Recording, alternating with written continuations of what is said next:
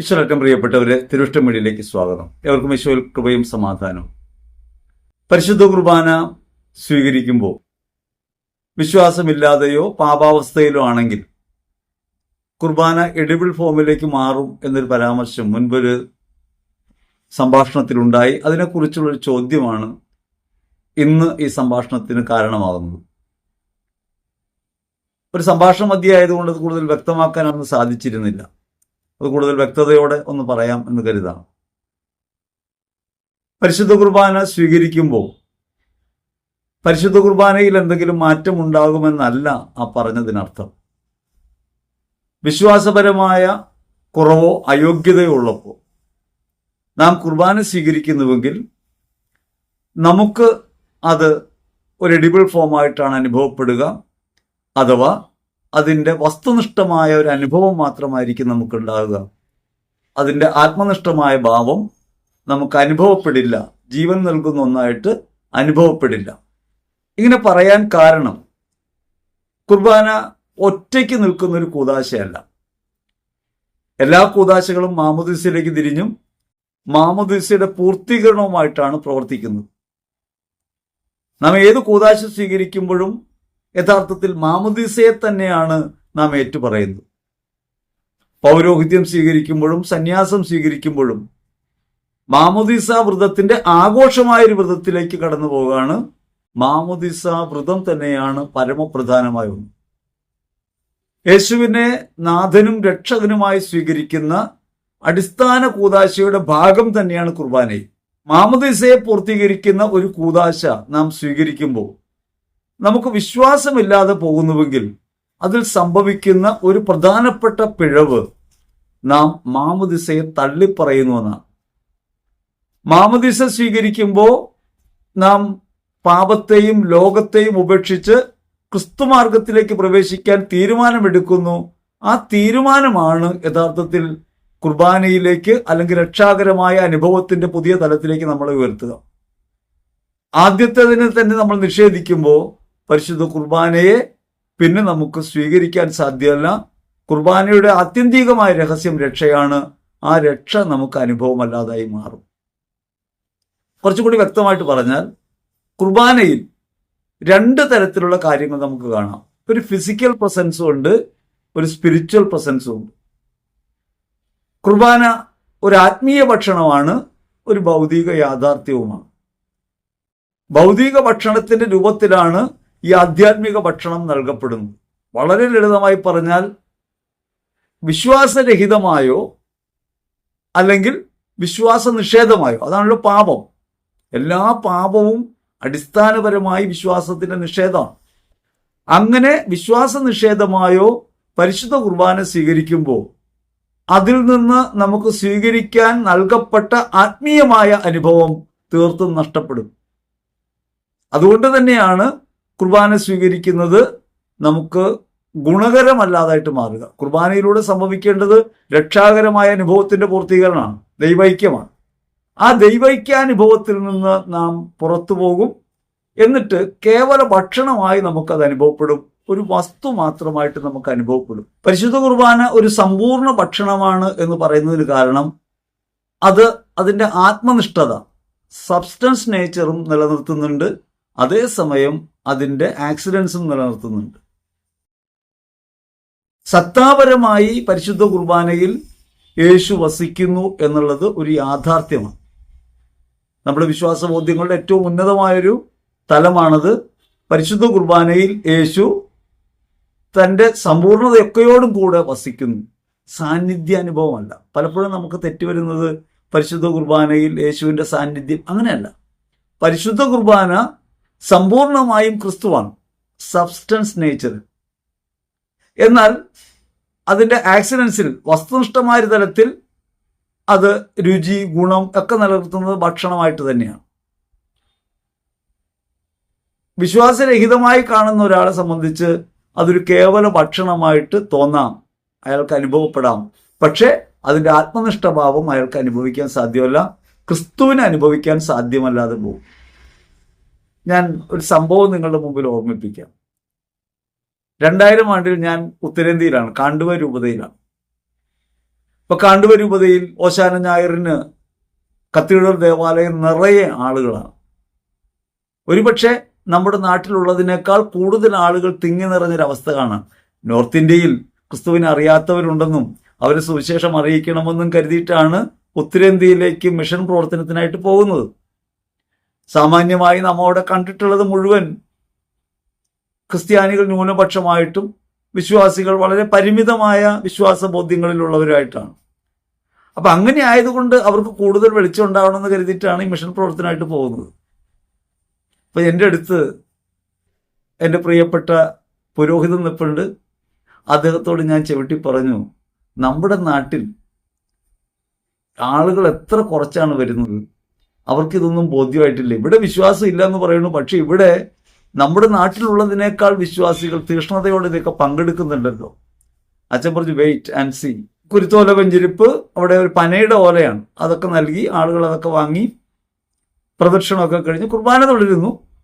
കുർബാനയിൽ വിശുദ്ധ കുർബാന സ്വീകരണത്തിന്റെ സമയത്ത് ഞാൻ ശ്രദ്ധിച്ചൊരു കാര്യം, മഹാഭൂരിപക്ഷവും കുർബാന സ്വീകരിക്കുന്നു. നമ്മുടെ നാട്ടിൽ പലപ്പോഴും നമ്മൾ കണ്ടുകൊണ്ടിരിക്കുന്നത് എന്താ, കുരുത്തോലം മേടിച്ച വീട്ടിൽ പോകുന്ന ആളുകളെയാണ്.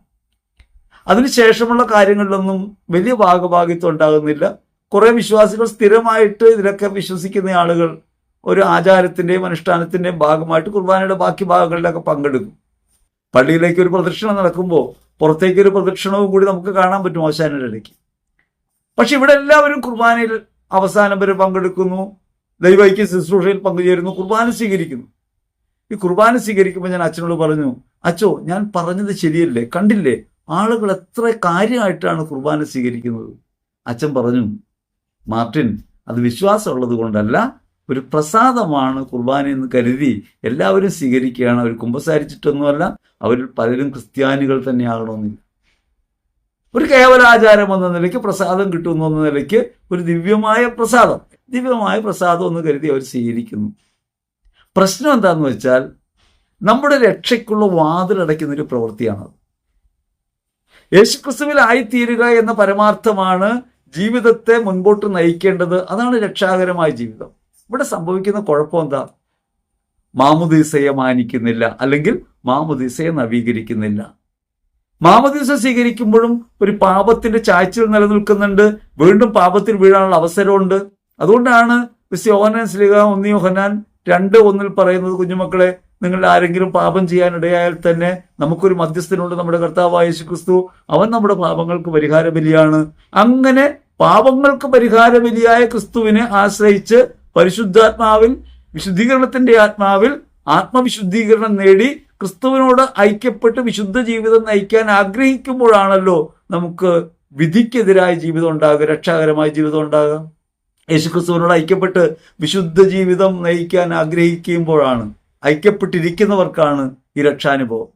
അപ്പോൾ ആ ഐക്യപ്പെടലിന്റെ പ്രാഥമികമായ വഴിയിൽ തന്നെ ഒരു വിശ്വാസ വിരുദ്ധത സംഭവിക്കുന്നു, പിഴവ് സംഭവിക്കുന്നു. നമ്മൾ പാപാവസ്ഥയിലാകുമ്പോൾ മാമുദീസയ്ക്കെതിരായി നാം മാറുന്നുണ്ട്. അങ്ങനെ ജീവിതത്തിൽ ഓരോ നിമിഷവും വിശ്വാസം ഏറ്റുപറഞ്ഞ് മുൻപോട്ട് പോകേണ്ട നമ്മൾ നമുക്ക് പറ്റിയ പിഴവിനെ ഏറ്റുപറഞ്ഞ് മാമുദീസയെ നവീകരിക്കുമ്പോഴാണ് യേശുവിനെ രക്ഷകനും നാഥനുമായി സ്വീകരിക്കുന്ന പ്രവൃത്തി നമ്മൾ നടക്കുക.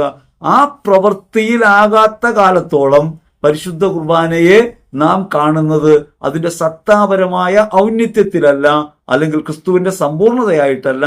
അവിടെ നമ്മൾ കാണുന്നത് ഒരു കേവലം പ്രസാദം എന്ന നിലയ്ക്കാണ്, ഒരു ദിവ്യവസ്തു എന്ന നിലയ്ക്കാണ്. അങ്ങനെ കാണുമ്പോൾ അത് കേവലം ഭക്ഷണമായിട്ടാണ് നമുക്ക് അനുഭവപ്പെടുക. അത് ഒരു താൽക്കാലികമായ ഒന്നായിട്ടാണ്, നിത്യരക്ഷയുമായി ബന്ധപ്പെട്ടതിൽ നിന്ന് നാം വീണു പോകുന്നു. അങ്ങനെ പരിശുദ്ധ കുർബാന സ്വീകരിക്കുമ്പോൾ അതിൽ തന്നെ നാം ക്രിസ്തുവിനെ നിഷേധിക്കുന്നുണ്ട്. പാപാവസ്ഥയിലായിരിക്കുമ്പോൾ കുർബാന സ്വീകരിച്ചുള്ള കുഴപ്പം എന്താണെന്ന് ചോദിച്ചാൽ, മാമുദീസയെ നവീകരിക്കാതെ, യേശുവിനെ നാഥനും രക്ഷകനുമായി ഏറ്റുപറയാതെ, കുർബാനയിലുള്ള യേശുവിന്റെ യഥാർത്ഥമായ സഹവാസത്തെ, സമ്പൂർണ്ണാനുഭവത്തെ നിഷേധിക്കുന്നു. എന്നിട്ട് കേവലമായി നമ്മൾ സ്വീകരിക്കുന്നു. അപ്പോൾ രക്ഷയ്ക്കുള്ള വാതിലടയ്ക്കുന്ന പ്രവൃത്തിയായിട്ട് മാറും. അതുകൊണ്ടാണ് 1 കൊറിന്ത്യർ ലേഖനത്തിൽ 11-ാം അധ്യായത്തിൽ വ്യക്തമായിട്ട് പറയുന്നത്, നിങ്ങൾ പരിശുദ്ധ കുർബാന ഇപ്രകാരം അയോഗ്യതയോടെ സ്വീകരിക്കുമ്പോൾ ശിക്ഷാവിധിയാണ് നിങ്ങൾ സ്വീകരിക്കുന്നതെന്ന് പറയാൻ കാരണം അതാണ്. റോമർ 8 എന്ന് പറഞ്ഞല്ലോ, യേശുക്രിസ്തുവിനോട് ഐക്യപ്പെട്ടിരിക്കുന്നവർക്ക് ഇനി ശിക്ഷാവിധിയില്ല. ആ ഐക്യപ്പെട്ടിരിക്കുക എന്ന പ്രവൃത്തിക്ക് വിപരീതമായിട്ട് മാറുന്നു. വിള്ളലുകൾ ഉണ്ടാകുന്നു. വിള്ളലുകൾ ഉണ്ടാകുകയും യേശുവിന്റെ സമ്പൂർണമായ സഹവാസമുള്ള അല്ലെങ്കിൽ പൂർണ്ണതാരൂപമുള്ള പരിശുദ്ധ കുർബാനയെ നാം സ്വീകരിക്കുകയും ചെയ്യുമ്പോൾ യഥാർത്ഥത്തിൽ ക്രിസ്തു വിരുദ്ധരായി, ക്രിസ്തുവിനെ നിഷേധിക്കുന്നവരായി, പരിശുദ്ധ കൂദാശയിലുള്ള ക്രിസ്തു സാന്നിധ്യത്തെ അവഹേളിക്കുന്നവരായി നമ്മൾ മാറിപ്പോകും. അപ്പോൾ നമ്മൾ നേരത്തെ പറഞ്ഞ ശിക്ഷാവിധിയിൽ നിന്ന് വിമോചിതരാകുന്ന അവസ്ഥ നമുക്കുണ്ടാവില്ല. വിശ്വാസ വിരുദ്ധതയാണല്ലോ യഥാർത്ഥത്തിൽ പാപത്തിന്റെ അടിസ്ഥാന കാരണം. യേശുക്രിസ്തുവിലുള്ള വിശ്വാസം മുഖേന നാം രക്ഷ പ്രാപിക്കുന്നു. എങ്ങനെയാണ് നമ്മൾ അങ്ങനെ രക്ഷ പ്രാപിക്കുന്നത്? വിശ്വാസം മുഖേന അവന്റെ പരിശുദ്ധി ഏറ്റുപറയുന്നു, നമ്മുടെ പാപാവസ്ഥ ഏറ്റുപറയുന്നു. അങ്ങനെ ക്രിസ്തുവിലേക്ക് ഒന്നു ചേരുന്ന നമ്മൾ കുമ്പസാരത്തിനകത്ത് ഈ നവീകരണം സാധ്യമാകാത്തൊരു സാഹചര്യത്തിൽ പരിശുദ്ധ കുർബാനയെ സ്വീകരിക്കുമ്പോൾ അവനവനെ വിവേചിച്ചറിയാതെ, കുറവുകളും പോരായ്മകളും അറിയാതെ, ആ പോരായ്മകൾ പരിഹരിച്ച് ക്രിസ്തുവിൽ വീണ്ടും ഐക്യപ്പെടാതെ, മാമുദീസയെ നവീകരിക്കാതെ കുർബാന സ്വീകരിക്കുമ്പോൾ നാം പാപാവസ്ഥയിലാകുന്നു എന്ന് മാത്രമല്ല, പരിശുദ്ധ കുർബാനയിലുള്ള ക്രിസ്തുവിന്റെ സമ്പൂർണതയെ നമ്മൾ നിഷേധിക്കും. അങ്ങനെ നിഷേധിക്കുമ്പോൾ പിന്നെ നമുക്ക് രക്ഷയ്ക്ക് വേറെ മാർഗമില്ല. മാമുദീസയെ നമ്മൾ അവഹേളിക്കുന്നു. മാമുദീസയ്ക്ക് ശേഷം നാം പാപാവസ്ഥയിലായിരിക്കെ വീണുപോയ അവസ്ഥയിൽ നിന്ന് മോചനം നേടാതെ നാം വീണ്ടും കുർബാനയെ സ്വീകരിക്കുമ്പോൾ കുർബാനയുടെ സമ്പൂർണതയെ, ക്രിസ്തുവിനെ നമ്മൾ നിഷേധിക്കുന്നു. അങ്ങനെ ആദ്യം നമ്മൾ ക്രിസ്തുവിനെ സ്വീകരിച്ചു, അതിൽ നിന്ന് വീണുപോയി. ആ അവസ്ഥയേക്കാൾ കൂടുതൽ ഗുരുതരമായൊരു തിന്മയിലേക്ക് നമ്മൾ പോകും. അതുകൊണ്ടാണ് പരിശുദ്ധ കുർബാന സ്വീകരിക്കുമ്പോൾ അത് പാപകാരനായിട്ട് മാറുന്നത്. അവിടെ എഡിബിൾ ഫോം എന്ന നിലയ്ക്ക്, ഭക്ഷണം എന്ന നിലയ്ക്ക് കുഴപ്പമുണ്ടാക്കുന്നില്ല. പക്ഷെ സത്താപരമായ ഒരു പ്രശ്നം അവിടെ നിലനിൽക്കുന്നു. ആത്മവിമോചനത്തിനും ആത്മൈക്യത്തിനും കാരണമായി മാറേണ്ട ഒരു സമ്പൂർണ്ണ അനുഭവത്തെ നമ്മൾ നിരസിക്കുന്നു. അതുകൊണ്ട് ആദ്യത്തേതിനേക്കാൾ അപകടകാരിയാണ് രണ്ടാമത്തെ കാര്യം. മാമുദീസയിൽ നമ്മൾ പാപമേറ്റു പറഞ്ഞു, ക്രിസ്തുവിൽ ഐക്യപ്പെട്ടു. മാമുദീസയെ നവീകരിക്കാതെ നമ്മൾ യേശുവിനെ സ്വീകരിക്കുന്നു എന്ന് പറയുമ്പോൾ നമുക്ക് നമ്മുടെ ജീവിതത്തിൽ രക്ഷയുടെ ഏറ്റവും വലിയ അനുഭവം നൽകുന്ന പരിശുദ്ധ കുർബാനയെ നമ്മൾ അവഹേളിക്കുക വഴി നമ്മൾ മാമുദീസയ്ക്കെതിരായിട്ട് തിരിയുന്നു, വിശ്വാസത്തിന് സമ്പൂർണമായി എതിരായിട്ട് മാറുന്നു. അത് നരകവിധിക്ക് കാരണമാണ്, ശിക്ഷാവിധിക്ക് കാരണമാണ്. ഇത് ഒരു മരവിപ്പിലേക്കും കൂടി നമ്മെ കൊണ്ടുപോകുന്നുണ്ട്. ഇപ്പൊ പരിശുദ്ധ കുർബാന നമ്മൾ സ്വീകരിക്കുന്നത് വേണ്ടത്ര യോഗ്യതയില്ലാതെയോ ആത്മപരിശോധനയില്ലാതെയോ കുമ്പസാരത്തിലൂടെ കടന്നു പോകാതെയോ ആണെങ്കിൽ നാം ചെയ്യുന്ന കുഴപ്പം എന്താണെന്ന് വെച്ചാൽ നമ്മൾ അവഹേളിക്കുന്നത് കുർബാനയെ മാത്രമല്ല മാമുദീസയെ കൂടിയാണ്. അപ്പൊ നമുക്ക് സ്വാഭാവികമായി ഒരു മരവിപ്പ് അനുഭവപ്പെടാൻ തുടങ്ങുന്നു. അതായത് പാപബോധം നഷ്ടപ്പെടുന്നു. വിശുദ്ധീകരണത്തിന്റെ ആത്മാവിന്റെ പ്രവർത്തനത്തെ നമ്മൾ തടയുന്നു. അതുകൊണ്ട് വിശുദ്ധീകരണത്തിന്റെ ആത്മാവ് പ്രവർത്തിക്കുന്നില്ല. ക്രിസ്തുവുമായുള്ള അകലം തിരിച്ചറിയാൻ കഴിയാത്തൊരവസ്ഥയിലേക്ക് നാം നിബന്ധിക്കുന്നു. അതുകൊണ്ട് അപ്രകാരമുള്ള കുർബാന സ്വീകരണം ആത്മനാശത്തിന് കാരണമാകുന്നു. അതുകൊണ്ടാണ് കൊറിന്ത്യർ ലേഖനത്തിൽ 11-ാം അധ്യായത്തിൽ വ്യക്തമായി ശ്ലീഹ പഠിപ്പിക്കുന്നത് ഇത് മരണകാരണമാണ്. അത് കേവലമായ ഭൗതികമായ മരണത്തെക്കുറിച്ചല്ല, ആത്മീയമായ ഒരു മരണത്തെക്കുറിച്ചാണ്. 1 കൊറിന്ത്യർ ലേഖനത്തിൽ 10-ാം അധ്യായത്തിൽ 16-ഉം 17-ഉം തിരുവചനങ്ങൾ ശ്രദ്ധിക്കുമ്പോൾ നമുക്ക് കുറച്ചുകൂടി വ്യക്തമായ ബോധ്യം കിട്ടും. നാം ആശീർവദിക്കുന്ന പാനപാത്രം ക്രിസ്തുവിന്റെ രക്തത്തിലുള്ള ഭാഗഭാഗിത്വമല്ലേ? നാം മുറിക്കുന്ന അപ്പം ക്രിസ്തുവിന്റെ ശരീരത്തിലുള്ള ഭാഗഭാഗിത്വമല്ലേ? അപ്പം ഒന്നേയുള്ളൂ, അതിനാൽ നാം ഒരേ ശരീരത്തിന്റെ ഭാഗങ്ങളാണ്. എന്തെന്നാൽ ഒരേ അപ്പത്തിൽ നാം ഭാഗഭാക്കുകളാണ്. ഇങ്ങനെ ക്രിസ്തു ശരീരവുമായുള്ള ഗാഢമായൊരു ബന്ധത്തിൽ നിന്ന് നാം വീണുപോകുന്നു. അതായത് യേശുക്രിസ്തുവിൽ വിശ്വസിക്കുന്നവരെല്ലാം ഒരു ശരീരമായിത്തീരുന്നു, ഒരു മനുഷ്യനായിത്തീരുന്നു, ഏകാത്മാവായിത്തീരുന്നു എന്ന സമ്പൂർണമായ ഒരു അനുഭവതലത്തെ നഷ്ടപ്പെടുത്തുന്ന പ്രവൃത്തിയായിട്ട് വിശ്വാസരാഹിത്യം മാറും. പാപകരമായ അവസ്ഥയിലുള്ള കുർബാന സ്വീകരണം യഥാർത്ഥത്തിൽ വിശ്വാസ നിഷേധമാണ്. നമ്മളതിൽ വിശ്വസിക്കുന്നില്ലെന്നാ പറയാം. യേശുക്രിസ്തുവിനെ ഏറ്റുപറയേണ്ട ജീവിതം വിശ്വാസ വിരുദ്ധമായ ഒന്നായിട്ട് മാറുന്നു. ക്രിസ്തുവിന്റെ സമ്പൂർണമായ കുർബാനയിലുള്ള വാസത്തെ നമ്മൾ നിഷേധിക്കുന്നവരായിട്ട് മാറുന്നു. സാന്നിധ്യാനുഭവം എന്നല്ല പറയേണ്ടത്, അത് യഥാർത്ഥത്തിൽ സമ്പൂർണ്ണ അനുഭവമാണ്. കേവല സാന്നിധ്യം അല്ല പരിശുദ്ധ കുർബാനയിലുള്ളത്. യേശു പൂർണ്ണാത്മാവോടെ കുർബാനയ്ക്കകത്ത് വസിക്കുന്നു.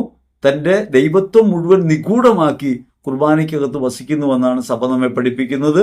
അവിടെ നമ്മൾ മനസ്സിലാക്കേണ്ടത് അത്തരത്തിൽ കുർബാനയ്ക്കകത്ത് സമ്പൂർണ്ണതയിലുള്ള ക്രിസ്തുവിനെ നിഷേധിക്കുകയും കുർബാന സ്വീകരിക്കുകയും ചെയ്യുമ്പോൾ ഒരു എഡിബിൾ ഫോം മാത്രമാണ് നമ്മൾ സ്വീകരിക്കുന്നത്, ആത്മാംശത്തെ നമ്മൾ സ്വീകരിക്കുന്നില്ല. അതുകൊണ്ടാണ് എഡിബിൾ ഫോം എന്ന് പറഞ്ഞത്. അല്ലാതെ കുർബാനയ്ക്കകത്ത് യേശു സമ്പൂർണ്ണമായി അപ്പോഴുമുണ്ട്. കുർബാനയ്ക്കകത്ത് നിന്ന് ക്രിസ്തുവിനെ വേർപെടുത്താൻ സാധ്യമല്ല. പരിശുദ്ധ കൂദാശയിൽ തിരുവോസ്തിയിൽ നിന്ന് തിരുരക്തത്തിൽ നിന്ന് ക്രിസ്തുവിനെ വേർപെടുത്താൻ സാധ്യമല്ല. ക്രിസ്തു അതിന്റെ ആത്മനിഷ്ഠമായ ഭാവമാണ്, സബ്സ്റ്റൻസ് നേച്ചറാണ്, സത്താപരമായ ഭാഗമാണ്. ആ സത്താപരതയെ നിഷേധിക്കുക മൂലം കേവലമായ ബാഹ്യതലത്തെ മാത്രം നമ്മൾ തിരിച്ചറിയുന്നു, അതിന്റെ രുചിയും ഗന്ധവും ഒക്കെ അറിയുന്നു, പക്ഷേ ആത്മഭാവത്തെ അറിയുന്നില്ല. ഇങ്ങനെ ആത്മഭാവത്തെ അറിയാതെ പോകുമ്പോൾ നാം നമ്മുടെ ആത്മഭാവത്തെ തന്നെ നിഷേധിക്കുന്നു, നാം അന്ധകാരത്തിലായി പോകുന്നു എന്ന കാര്യം നമ്മൾ ഓർക്കണം. കുറച്ച് ലളിതമായ കാര്യം പറയാം.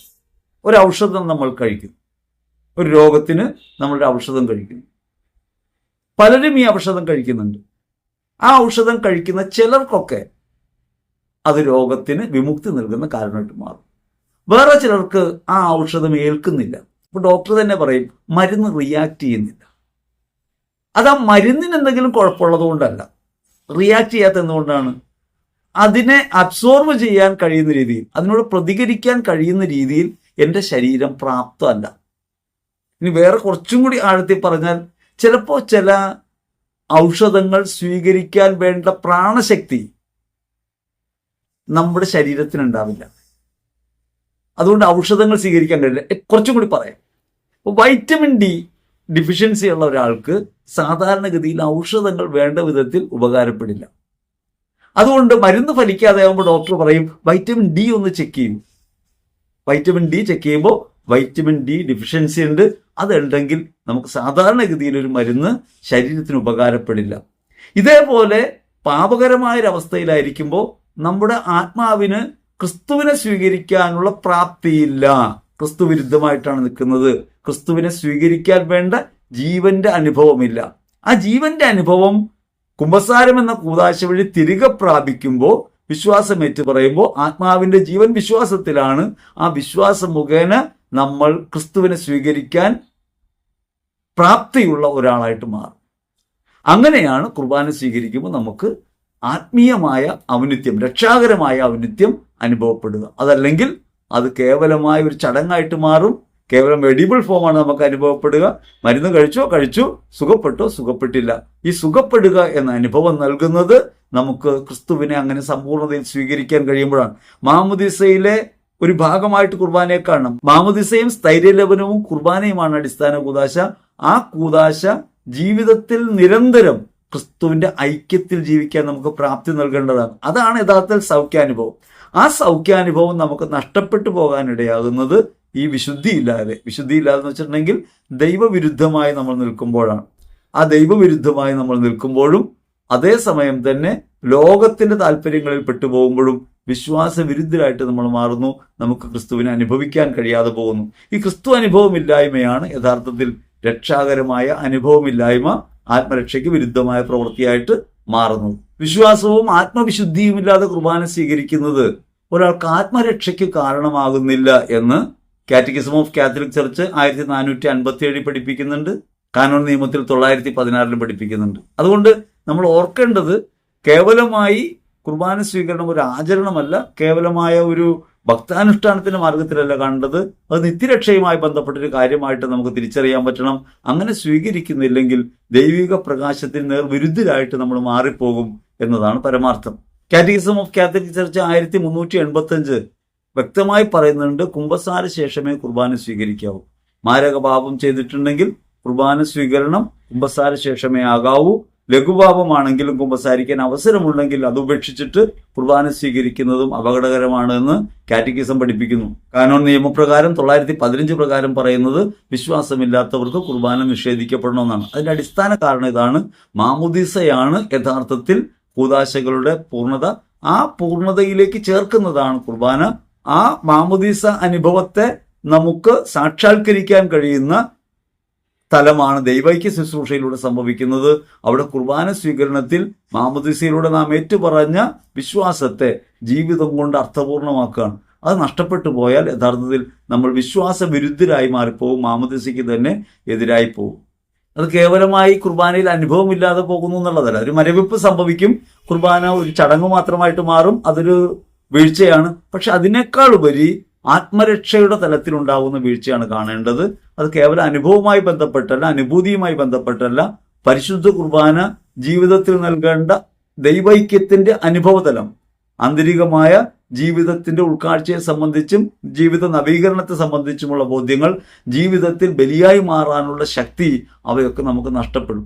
അപ്പൊ അതുകൊണ്ട് കുർബാന അനുഭവത്തിൽ നിന്ന് വീണു പോകുമ്പോൾ കേവലമായി ഒരു മരവിപ്പിലേക്ക് നമ്മൾ പോകുന്നു, മാനുഷികതയിലേക്ക് നമ്മൾ പതിക്കുന്നു, ആത്മപ്രകാശം നഷ്ടപ്പെടുന്നു, ഭാവാത്മകമായ സ്നേഹതലത്തിൽ നിന്ന്, സത്യത്തോടുള്ള ഉത്ഭുതതയിൽ നിന്ന് നമ്മൾ വീണു പോകും. അത് വിശ്വാസത്തെ തന്നെ ആന്തരികമായി ശുഷ്കമാക്കും.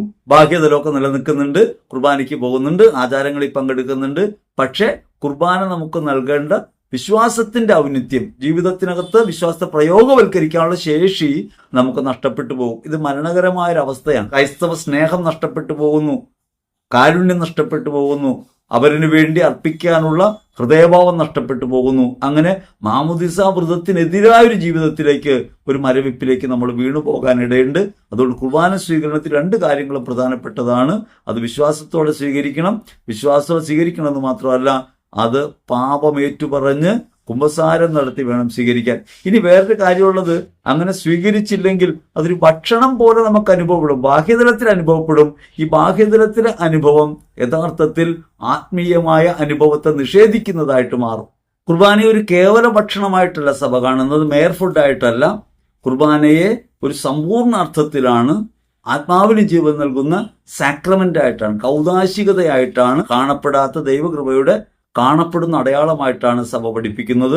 ട്രെന്റ് സൂനഹദോസ് 1545 1563 ഖണ്ഡികകൾക്കകത്ത് വ്യക്തമായി അതിനെക്കുറിച്ച് പഠിപ്പിക്കുന്നുണ്ട്.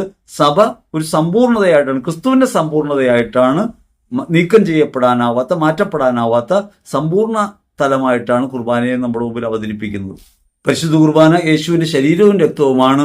ഭക്ഷിക്കപ്പെടുന്നു എന്നതുകൊണ്ട് അതിന്റെ ദിവ്യസത്വം മാറ്റപ്പെടുന്നില്ല എന്നാണ് ട്രെന്റ് സൂനഹദോസ് പഠിപ്പിക്കുന്നത്. ട്രെന്റ് സൂനഹദോസിലെ 13-ാം സെഷനിലും കാനോൻ 1-ലും അത് വ്യക്തമായി പഠിപ്പിക്കുന്നുണ്ട്. സഭാ പഠനങ്ങൾ ഇങ്ങനെയാണ്.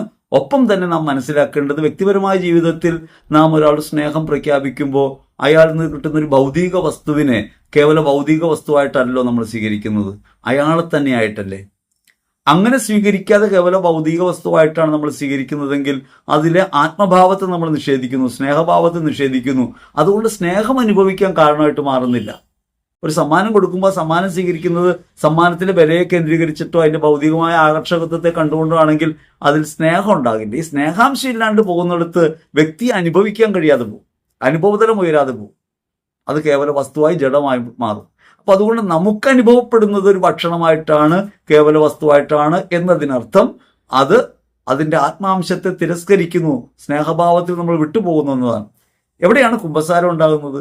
യേശുവിനെ ഞാൻ ദ്രോഹിച്ചു പോയല്ലോ, അവനോട് ഞാൻ വിശ്വസ്തത പുലർത്തിയില്ലല്ലോ, എനിക്ക് യേശുവിനെ സ്നേഹിക്കാൻ കഴിയുന്നില്ലല്ലോ, അതുകൊണ്ടാണല്ലോ മറ്റുള്ളവരോട് ഞാൻ ഇങ്ങനെ പ്രവർത്തിക്കുന്നത് എന്ന ബോധമാണ് യഥാർത്ഥത്തിൽ ക്രിസ്തു സ്നേഹത്തെ പ്രകാശിപ്പിക്കുന്നത്. ആത്മാനുതാപത്തിന്റെ ഏറ്റവും പ്രധാനപ്പെട്ട ഘടകം അതാണ്. ഞാൻ എൻ്റെ ഈശോയെ സ്നേഹിക്കാൻ പറ്റാത്ത തരത്തിൽ വീണുപോയി, ഞാൻ ലോകവസ്തുക്കളിൽ അഭിരമിച്ചു പോയി, ലോക സന്തോഷങ്ങളിൽ മുഴുകിപ്പോകുന്നു, എനിക്ക് ഈശോയെ സ്നേഹിക്കാൻ കഴിയുന്നില്ല. അങ്ങനെ ഹൃദയത്തിനുണ്ടാകുന്ന ആഴമേറിയ നൊമ്പരമാണ് യഥാർത്ഥത്തിൽ അനുതാപം. ആ അനുതാപം ഏറ്റുപറഞ്ഞ്, വിശ്വാസത്തോടെ ഏറ്റുപറഞ്ഞ്, ക്രിസ്തു സമക്ഷം ഏറ്റുപറഞ്ഞ് നമ്മൾ വിമോചനം പ്രാപിക്കുകയാണ് കുമ്പസാരത്തിൽ. അങ്ങനെ മാമുദീസയുടെ ആദ്യത്തെ അനുഭവത്തിലേക്ക്, പ്രസാദപരാവസ്ഥയിലേക്ക്, നന്മ തിരഞ്ഞെടുക്കാനുള്ള കഴിവും ശരീരത്തിന്റെ സമഗ്രതയിലേക്കും മരണമില്ലായ്മയിലേക്കും നമ്മൾ പ്രവേശിക്കുകയാണ് മാമുദീസയിൽ.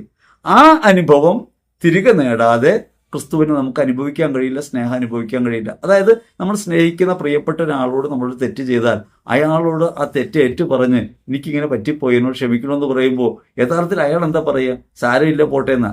അയാൾക്ക് വേദന എടുത്തതാ, നമ്മളുടെ അടിയടിച്ചപ്പോൾ അയാൾക്ക് കൊണ്ടപ്പോൾ അയാൾക്ക് വേദന എടുത്തതാ. പക്ഷെ അയാൾ പറയും സാരമില്ല, അതൊന്നും കാര്യമാക്കണ്ട, നമ്മൾ സ്നേഹത്തിലല്ലേ എന്ന് പറയുമ്പോൾ നമ്മൾ അനുഭവിക്കുന്ന ഒരു ഫ്രീഡം ഉണ്ടല്ലോ. ആ ഫ്രീഡത്തിൽ നിന്ന് മാത്രമേ ആ വ്യക്തിയെ നമുക്ക് പിന്നെ അനുഭവിക്കാൻ പറ്റൂ.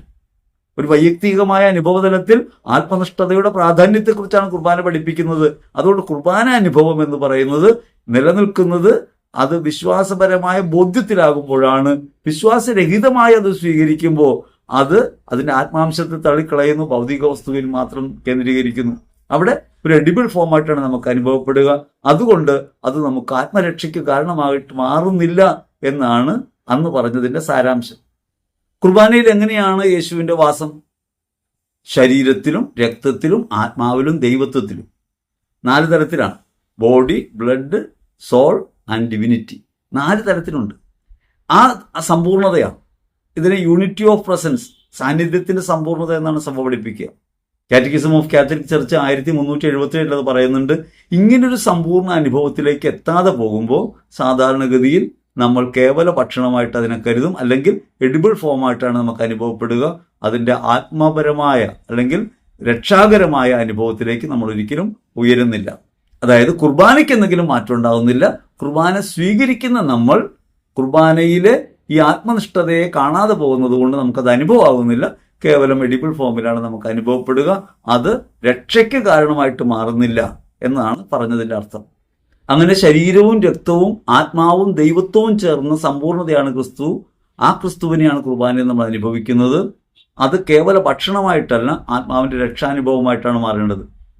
ജോൺ പോൾ രണ്ടാമൻ മാർപ്പാപ്പ കുർബാനയെക്കുറിച്ചുള്ള പാഠത്തിൽ വ്യക്തമായൊരു കാര്യം പറയുന്നു. 2003 പുറത്തിറങ്ങിയ എക്ലേസിയ ഡി യൂക്കറിസ്തിയ എന്ന പ്രബോധനത്തിൽ വ്യക്തമായി പറയുന്നു, പരിശുദ്ധ കുർബാന ഒരു വിശുദ്ധ വസ്തുവല്ല, ക്രിസ്തുവിൻ്റെ സമ്പൂർണതയാണ്. ജീവനുള്ള ക്രിസ്തുവിൻ്റെ സമ്പൂർണതയാണ്. അങ്ങനെ ജീവനുള്ള ക്രിസ്തുവിൻ്റെ സമ്പൂർണതയാണ് കുർബാനയിൽ നാം സ്വീകരിക്കുന്നത് എന്ന അവബോധം നമുക്കില്ലാതെ പോകുമ്പോൾ കുർബാനയുടെ രക്ഷാകരമായ അനുഭവം നമ്മിൽ നിന്ന് വേർപെടുത്തപ്പെടും. അത് കേവല ഭക്ഷണമായി നമുക്ക് അനുഭവപ്പെടും. അത് കുർബാനയ്ക്ക് മാറ്റം ഉണ്ടാകുന്നത് കൊണ്ടല്ല, കുർബാന സ്വീകരിക്കുന്ന നമുക്കുണ്ടാകുന്ന വൈയക്തികമായ വീഴ്ച മൂലമാണ്. അങ്ങനെ സ്വീകരിക്കുന്ന നമ്മുടെ ഒരു പരിമിതി നമുക്കൊരു അനുഭവം ഇല്ലാണ്ടായി പോകുന്നു എന്നല്ല പറയേണ്ടത്. യഥാർത്ഥത്തിൽ അത് യഥാർത്ഥത്തിൽ രക്ഷാകരമായ വാസ്തവത്തിൽ നിന്ന് നമ്മെ അകറ്റി നിർത്തും. അതാണ് അതിലെ സത്യമായ കാര്യം. ഈ ബാഹ്യമായ നമുക്ക് അനുഭവം ഉണ്ടാകുന്നില്ല, അനുഭൂതി ഉണ്ടാകുന്നില്ല എന്നുള്ളതല്ല വിഷയം. നമുക്ക് നമ്മുടെ ജീവിതത്തിനകത്ത് രക്ഷ അനുഭവിക്കാൻ കഴിയാത്ത വിധം നമ്മെ തടസ്സപ്പെടുത്തുന്ന ഒരു ഒബ്സ്റ്റക്കിളായിട്ട് അത് മാറും. ഇനി ബ്ലാക്ക് മാസിനെ കുറിച്ചൊക്കെ സംശയമാണുള്ളത്. ബ്ലാക്ക് മാസ് ഒക്കെ നടക്കുമ്പോൾ പരിശുദ്ധ കുർബാന ഇങ്ങനെ ഉപയോഗിക്കുന്നുണ്ടല്ലോ, അപ്പോൾ അവരറിഞ്ഞിട്ടാണല്ലോ ഉപയോഗിക്കുന്നത്, അപ്പോൾ അവർ കേവലം അപ്പത്തോടല്ലേ ചെയ്യുന്നത് എന്നാണോ ഈ പറയുന്നതിനർത്ഥം? അവിടെ നമ്മളൊരു കാര്യം മനസ്സിലാക്കേണ്ടത്, യേശുക്രിസ്തുവിനെ ചരിത്ര ജീവിതകാലത്ത് ആരാണ് തിരിച്ചറിഞ്ഞത്? ശിഷ്യന്മാർ തിരിച്ചറിഞ്ഞതിനേക്കാൾ എളുപ്പത്തിൽ, യേശുവിനെ അനുഗമിച്ചവർ തിരിച്ചറിഞ്ഞതിനേക്കാൾ എളുപ്പത്തിൽ ക്രിസ്തുവിനെ തിരിച്ചറിഞ്ഞത് പൈശാചിക ബാധയുള്ളവരാണ്. അവർ യേശുവിനെ കാണുമ്പോൾ പറയുന്നുണ്ട്, ഇവൻ സത്യമായും ദൈവപുത്രനാണ്. അത് പറയാൻ കാരണം പിശാചിന് യേശുവിനെ വ്യക്തമായിട്ട് അറിയാം, യേശുവിനെ തിരിച്ചറിയാൻ കഴിയുന്നുണ്ട്. മനുഷ്യരൊക്കെ യേശുവിനെ പൈശാചിക ബാധിതൻ എന്നൊക്കെ പറയുമ്പോൾ മനുഷ്യരങ്ങനെയാണല്ലോ. പുരോഹിത പ്രമുഖന്മാരും ഫരിസേയരുമൊക്കെ യേശുവിനെ ഇവൻ ബെൽസബൂലിന്റെ ആളാണെന്ന് പറയുമ്പോൾ, വിധിക്കുമ്പോൾ അവൻ ദൈവത്തിന്റെ പുത്രനാണെന്ന് വ്യക്തമായിട്ട് ഏറ്റു പറയുന്നത് പിശാച് ബാധിച്ചവരാണ്. പൈശാചിക തിന്മയാണത് പറയുന്നത്. കാരണം അവർക്കാണ് തിരിച്ചറിയാൻ കഴിയുക. ഇനി പൈശാചികമായ ആരാധനയ്ക്കായി കുർബാനയെ ഉപയോഗിക്കുമ്പോൾ കുർബാന വാസ്തവത്തിൽ യേശുവിൻ്റെ ശരീരം തന്നെയാണ്. പക്ഷേ യേശുവിൻ്റെ ആത്മാവിനെ പീഡിപ്പിക്കാനോ യേശുവിനെ ഇല്ലായ്മ ചെയ്യാനോ ഒരു പൈശാചിക തിന്മയ്ക്കും സാധ്യമല്ല. പൈശാചിക തിന്മ ചെയ്യുന്നത് എന്താണ്? യേശുനാമത്തെ അവഹേളിക്കുക. ആ അവഹേളിക്കുന്ന പ്രവൃത്തിയിൽ തന്നെ പിശാചിനൊരു വീഴ്ച സംഭവിക്കുന്നുണ്ട്. ഇത് യേശുവിൻ്റെ ശരീരവും രക്തവുമാണ് എന്നവൻ ലോകസമക്ഷം ഏറ്റുപറയുന്നുണ്ട്. ഒരു വിശ്വാസരാഹിത്യത്തിലൂടെ വിശ്വാസം ഏറ്റുപറയുന്നുണ്ട് പിശാചി, ഇവൻ സത്യമായും ദൈവപുത്രനാണ്. പരിശുദ്ധ കുർബാന അവഹേളിതമാകുന്നതിനെ കുറിച്ച് നമുക്ക് ഉത്കണ്ഠ വേണ്ട, നമുക്ക് ആദ്യം വേണ്ട എന്ന് പറയാൻ 2 കാരണങ്ങളുണ്ട്.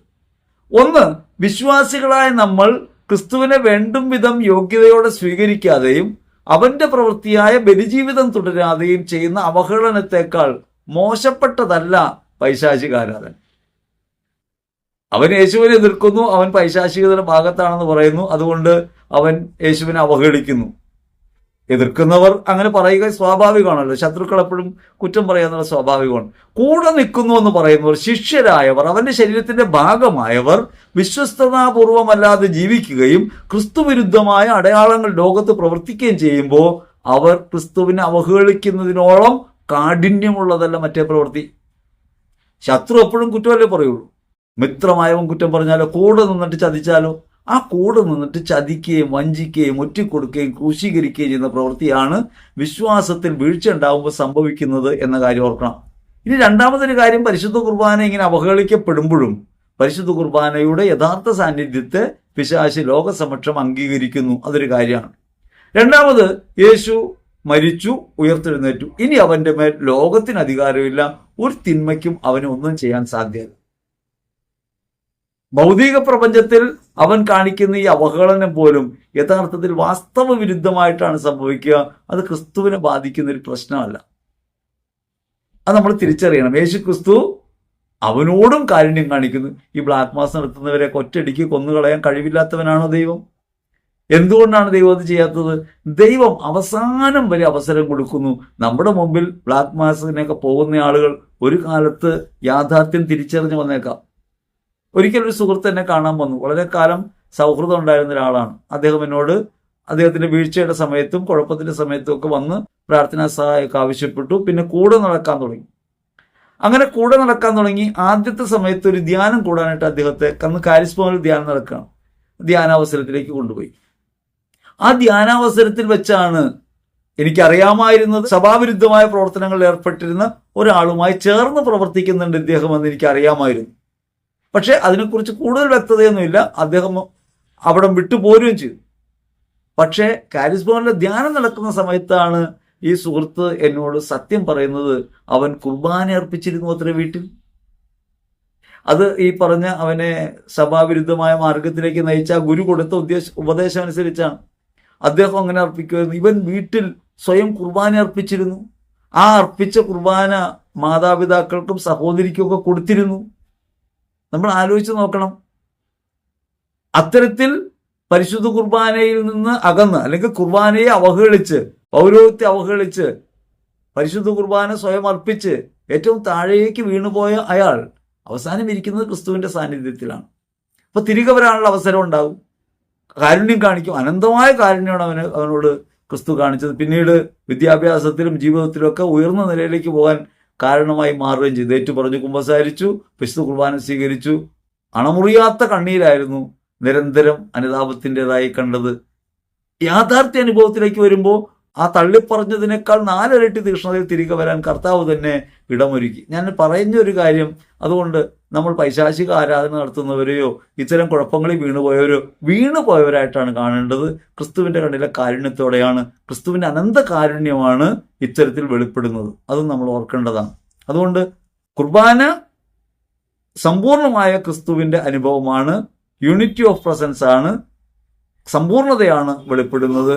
കുർബാനയെ അപ്രകാരം സ്വീകരിക്കാതെ പോകുമ്പോൾ നമ്മൾ തന്നെയാണ് വീണു പോകുന്നത്. നമുക്ക് ക്രിസ്തുവിനെ പ്രാപിക്കാൻ കഴിയാതെ പോകുന്നു. ക്രിസ്തുവിനെ പ്രാപിക്കുന്നതിന് പകരം ഭൗതികതയെ, വസ്തുനിഷ്ഠതയെ മാത്രം സ്വീകരിക്കുന്നു. അതുകൊണ്ട് കുർബാന ആത്മരക്ഷയ്ക്ക് കാരണമാകുന്നില്ല എന്ന് മാത്രമല്ല, നമ്മുടെ ജീവിതത്തിൽ കുർബാന ക്രിസ്തുവിൽ നിന്നുള്ള അകലം വർദ്ധിച്ചുകൊണ്ടേയിരിക്കും, മരവിപ്പ് വർദ്ധിച്ചുകൊണ്ടേയിരിക്കും. അതാണ് പരിശുദ്ധ കുർബാന വിശ്വാസമില്ലാതെയോ അയോഗ്യതയോടെയോ ഭക്ഷിക്കുമ്പോൾ സംഭവിക്കുന്ന കാര്യം.